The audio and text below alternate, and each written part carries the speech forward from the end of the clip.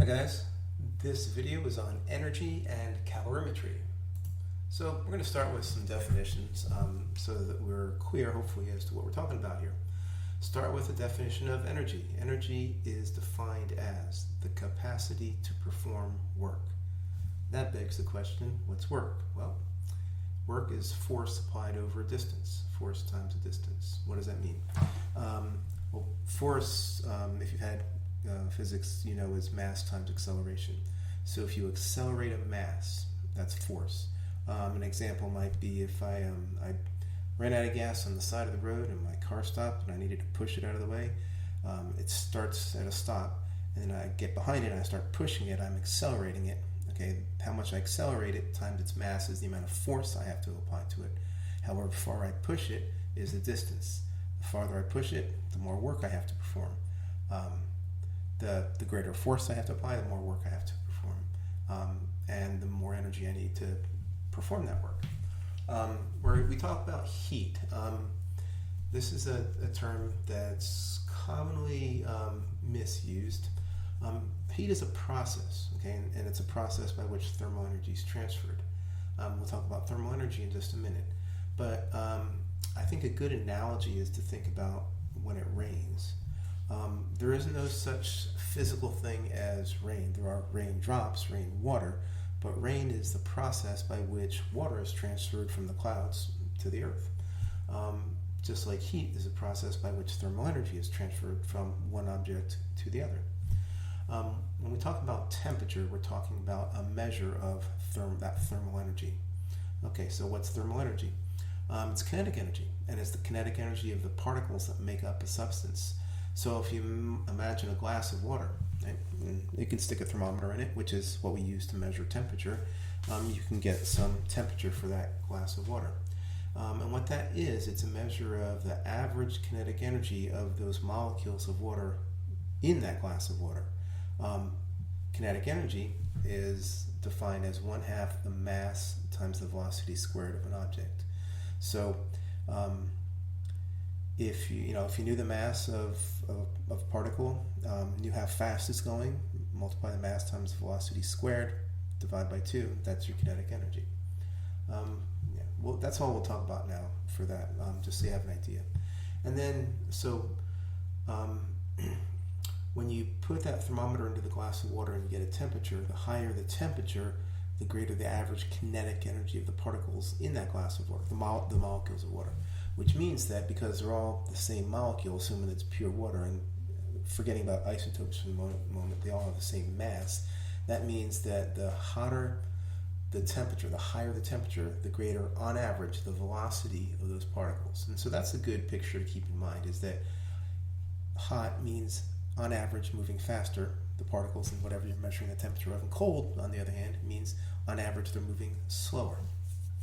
Now, calorimetry, the second part of this, the title, is when you measure the transfer of thermal energy, and we do this mostly with thermometers. It ends up we need to weigh things like masses and all that too. But so calor is energy, and metry, measuring energy. That's where the word calorimetry comes from. And it's surprising. We can get a lot of information about a substance just by doing that, performing calorimetry on it and measuring the amount of thermal energy transferred during some process. Okay, so let's talk some more about energy and its units. So an old definition is the calorie. And there's actually two kinds of calories. The first one, the little calorie they call it sometimes, is the amount of energy required to raise the temperature of 1 gram of water by 1 degree Celsius, or 1 Kelvin. Because if you guys remember, the size of a degree Celsius is exactly the same as the size of a Kelvin. So it's the same amount of energy, right? Now it ends up that that amount of energy, the amount of energy needed to raise the temperature of 1 gram of water by 1 degree Celsius, depends somewhat on what the starting temperature of that water is. But we're going to kind of take an average and we'll treat it as a constant, even though technically it's not, but we're not going to worry about that yet. Now we have another kind of calorie called the big calorie, which is basically just a kilocalorie. Also sometimes called, by the way, a nutritional calorie, because if you read the back of a pack of food and it tells you how many calories per serving, this is what they're talking about, the kilocalorie, the large calorie, nutritional calorie. And all this is the amount of energy required to raise the temperature of 1 kilogram of water by 1 degree Celsius or 1 Kelvin. And again, it does depend upon the actual temperature, but we're not going to worry about that for now. So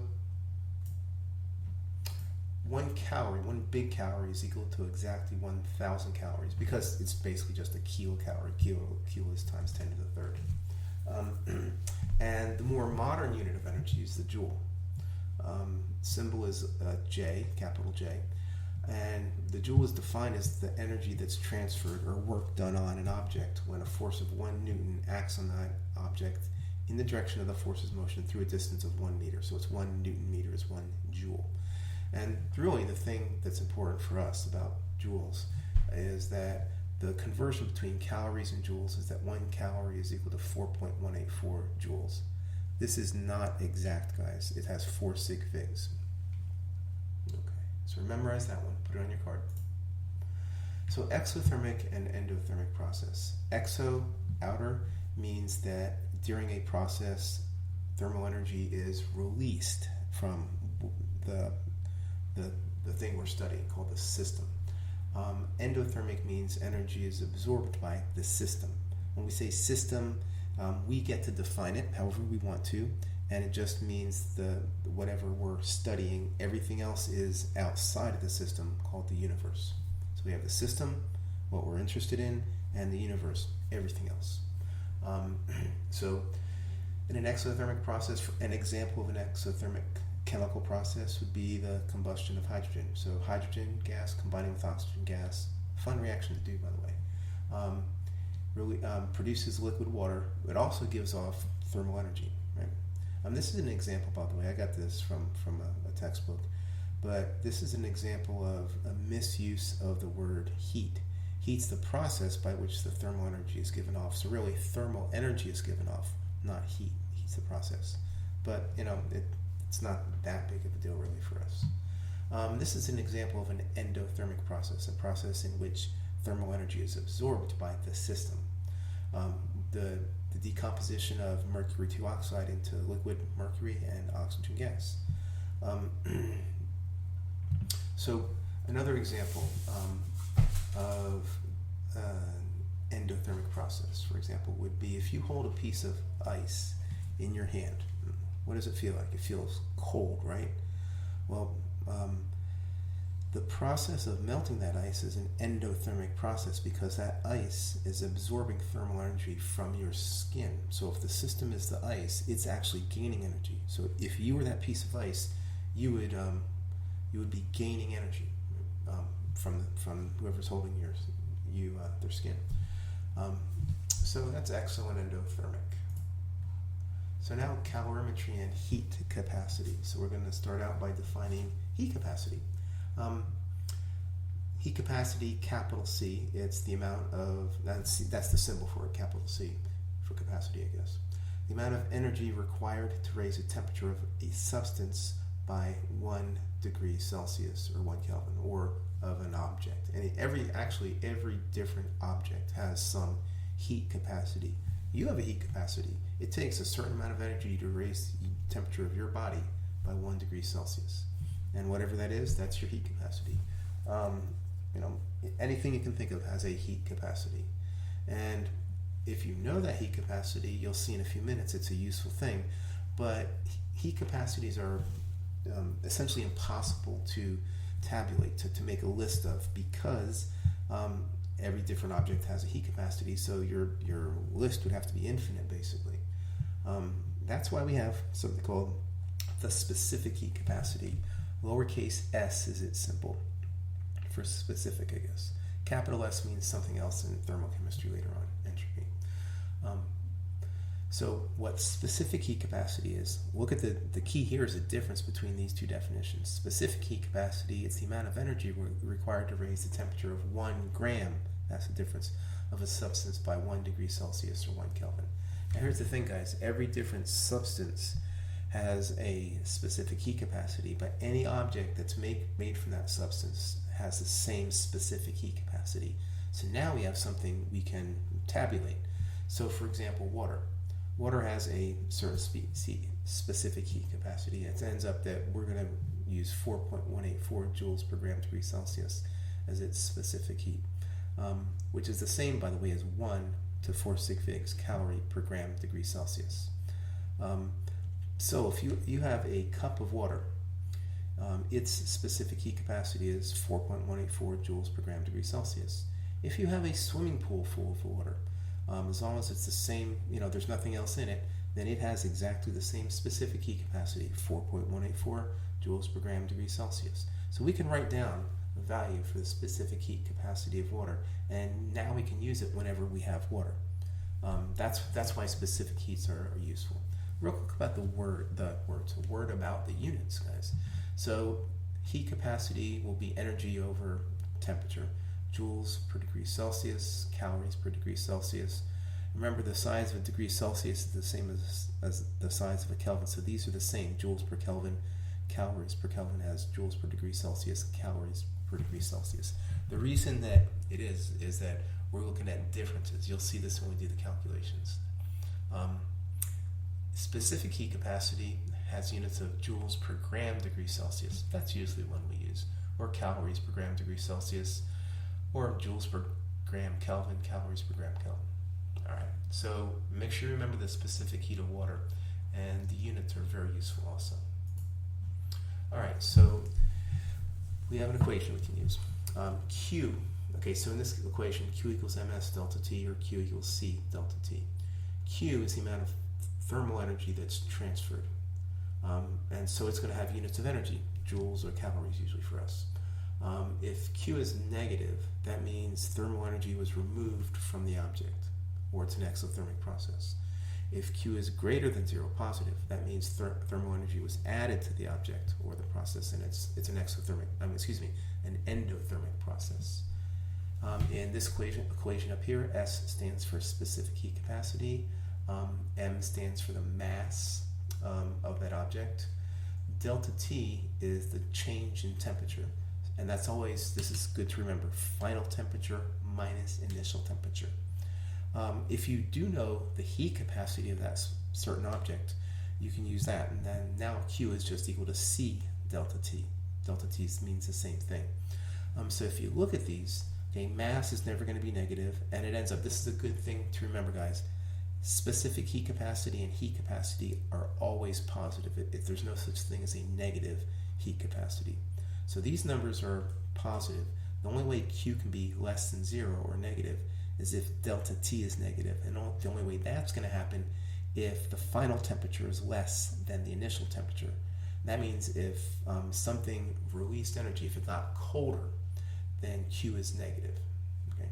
Now the surroundings are going to gain that energy, and it's going to feel like it's hot. So when you burn a piece of wood, okay, that's a combustion of the wood. The energy that's given off is what you feel, so it feels like it's hot, but actually, during that process, the final temperature is less than the initial temperature. There's a lot of chemical reactions that are exothermic, some that are endothermic. So, useful equation to remember: Q equals ms delta T, or Q equals C delta T. Remember those.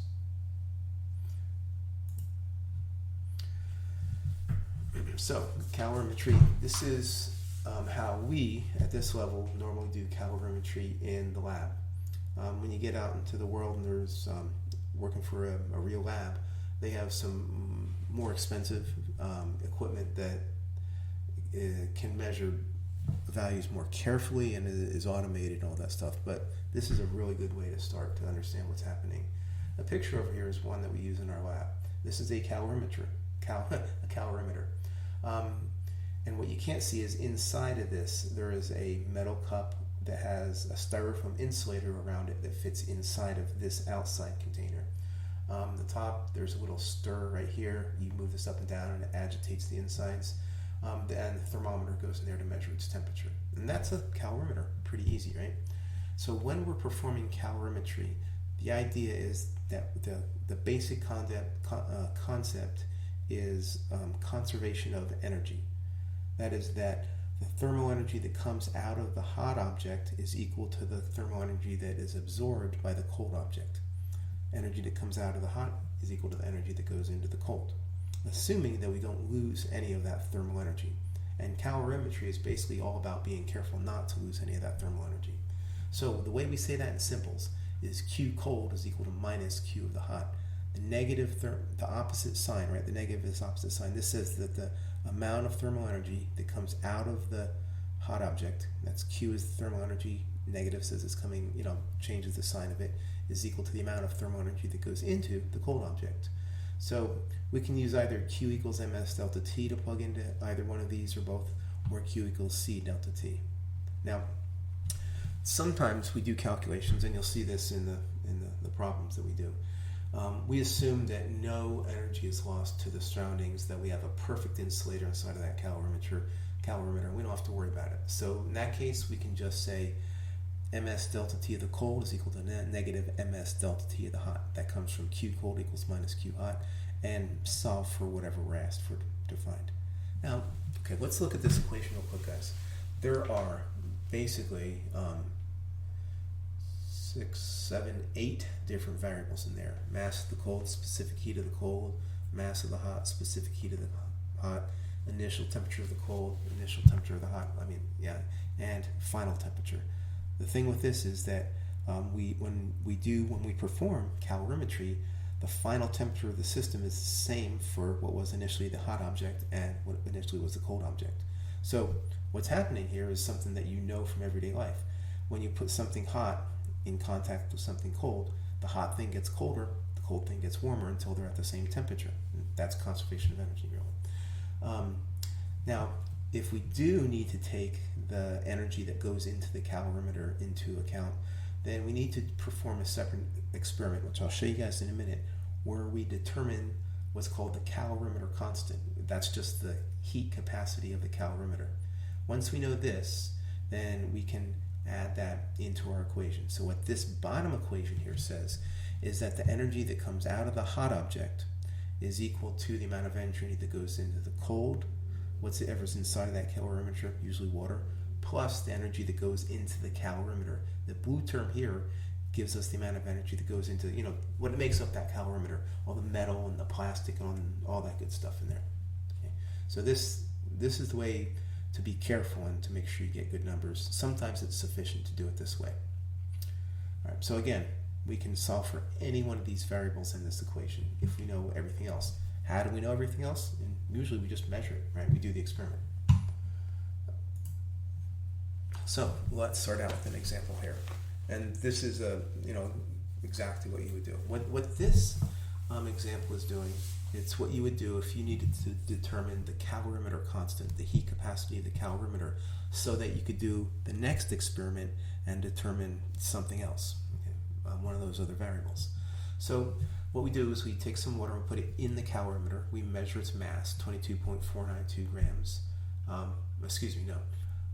one that's in the calorimeter is 109.912 grams that's in the calorimeter.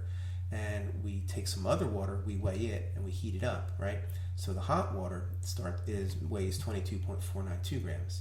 We measure its temperature initially while we're heating it up, right before we add it. So let me back up a step and describe what we're going to do. We're going to take this calorimeter, we're going to weigh out some water, put it in there, that's the 109.912 grams. We're going to measure the temperature of the water inside the calorimeter, 21.73 degrees Celsius. That's our cold, right? That's what we start with. By the way, we're going to assume that's also the initial temperature of the whole calorimeter. And then we take some other water, weigh it out, 22.492 grams, heat it up, put it on a hot plate or something. And what we do is we add that hot water to the cold water in the calorimeter. And right before we add that hot water, we measure its temperature. And it was 100.01 degrees Celsius. And then what happens is we add the hot water, close the calorimeter, stir it up, and we constantly monitor the temperature. And it ends up, the temperature starts, going up because it started out cold at 21.273 degrees, and then eventually it levels off. When it levels off, we take that temperature as being the final temperature of the system which is what's in the system now, all of the water we added plus the water that was in there plus the calorimeter, and it ends up, in this case, it was 27.85 degrees Celsius. We need to find the calorimeter constant, C calorimeter, the heat capacity of the calorimeter. So what we're going to do, guys, is we're going to use that equation that we just showed you, this bottom one right here, because we want to find this right here. All right, so good idea now would be go ahead and pause the video, see if you can solve the problem yourself. Okay, when you get an answer, come on back and I'll work it out with you. Welcome back. So I'll just walk you through this. This is the equation that we're going to use. This says that the energy that flows out of the hot water is equal to the amount of energy that flows into the cold water plus the calorimeter. And because what we want to find in this problem is the heat capacity of the calorimeter, C of the calorimeter, or the calorimeter constant, just did some algebra, rearranged it, and solved for the heat capacity of the calorimeter constant. And checked my algebra, but that's what I got right there. And what I do with these problems is, because there's so many variables, guys, I list them over here, make sure I get everything straight before I plug in, because that's where you can go horribly wrong. All right, so the cold was the water that was in there to begin with, and that's its mass. And I didn't tell you anything about the specific heat capacity of anything, right? Well, that's because it's all water, and we know its specific heat capacity, right? 4.184 joules per gram degree Celsius. Delta T of the cold water is the final temperature minus its initial temperature, 6.12. Hot water at this mass, same specific heat, and the delta T of the hot water was the same final temperature as here minus its initial temperature. Notice this is negative. The delta T of the hot thing is always negative. And then delta T of the calorimeter, exactly the same as the delta T of the cold water that was in there. We always assume that the calorimeter is the same temperature as the water, whatever it's in, what is in it to begin with. So it has the same delta T.